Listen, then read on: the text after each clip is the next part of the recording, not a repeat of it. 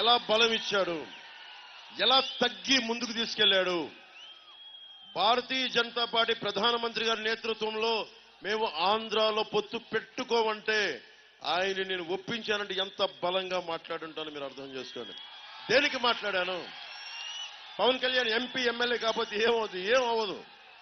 పవన్ కళ్యాణ్ చేసి కూడా సినిమాలు ఉన్నాయి. అవసరమైతే బయటకు వచ్చి రోడ్ల మీద కొట్లాడతాడు. కానీ కావాల్సింది ఇంతమంది సమూహానికి 5 కోట్ల మంది ప్రజలకి బలం ఇవ్వాలి అంటే జనసేన రోడ్డు మీదకి వస్తే గూండాలు కూడా బెదిరి పారిపోతారు. అడవి దున్నలు ఎలా పారిపోతాయో సింహాన్ని చూసి జనసేన బయటికి వస్తే మొత్తం వచ్చి అందరూ పారిపోతారు. రౌడీ గూండాలు అందరూ పారిపోతారు. అలాంటి గూండాలు ప్రభుత్వం ఇది వైసీపీ అరాచక ప్రభుత్వం. నేను మీకు భరోసా ఇస్తున్నా, ఒక ఎన్నికలకు కాదు, ఒక తరం కోసం. అక్కడ రెడ్ టీ షర్ట్ వేసుకుని చిన్న బ్లూ ప్యాంట్ వేసుకుని చూస్తున్న ఆ బిడ్డ భవిష్యత్తు కోసం, మీ భవిష్యత్తు కోసం, మీ అందరి కోసం వచ్చాము. ఇది నా కోసం కాదు, మీకోసం నిలబడతాం, మీకోసం కొట్లాడతాం. రేపు ఫుల్ డే, పూర్తి రోజు 24 గంటలు మీరు ఆలోచించుకుని ఈ రోజు నుంచి రేపు సాయంత్రం పడుకోబోయే వరకు ప్రతి వర్గం, మత్స్యకారులు కానీ, మత్స్యకారులు ఏమన్నాడు, మీ జాతి ₹1 ఇస్తే 10 కోట్లంతా ప్రచారం చేసుకుంటారని చెప్పి మత్స్యకార జాతిని తిట్టిన దురహంకారి చంద్రశేఖర్ రెడ్డి గారు. నన్ను ఎలా తిట్టాడో మీకు చెప్పక్కర్లా, చంద్రబాబు గారిని ఎలా తిట్టాడో చెప్పక్కర్లా. చంద్రశేఖర్ రెడ్డి గుర్తుపెట్టుకో, నీ సంగతి నేనే చూస్తాను, ప్రత్యేకంగా చెప్తాను.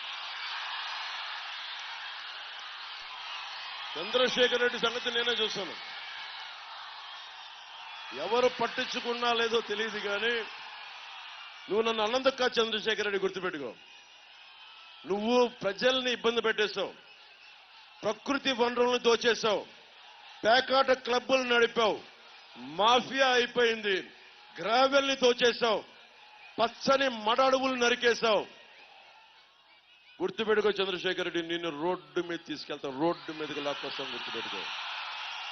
నువ్వు నీ రౌడీజం చెప్పు, మీ బాస్ జగన్ చెప్పు, పవన్ కళ్యాణ్ చెప్పాడని చెప్పు, తాట తీసి కింద కూర్చోబెడతాం. ఇప్పుడు వెళ్ళి అతను పిఠాపురంలో చేస్తున్నాడు నా మీద, వెళ్ళి ఉప్పాడులో ఏం చేస్తాడు? 5 సంవత్సరాలు చేయని అభివృద్ధి ఏం చేస్తావా? నువ్వు 5 సంవత్సరాలు చేయని అభివృద్ధి ఏం చేస్తావు కొత్తగా? 5 సంవత్సరాల విలువైన కాలాన్ని ఇస్తే ఏం చేయలే? ఫీజు రీయింబర్స్మెంట్ చేశారమ్మా మీకు? Fee reimbursement చేయలేనాడు. 2300 కోట్లు రంగులు వేయడానికి, రంగులు తీయడానికి తీసుకున్నాడు ఈ వ్యక్తులు. మనకేం చేస్తారమ్మా వీళ్ళు? మత్స్యకారులకి ఏం చేస్తారు? దళిత సామాజిక వర్గానికి ఏం చేస్తారు? బీసీలకి ఏం చేస్తారు?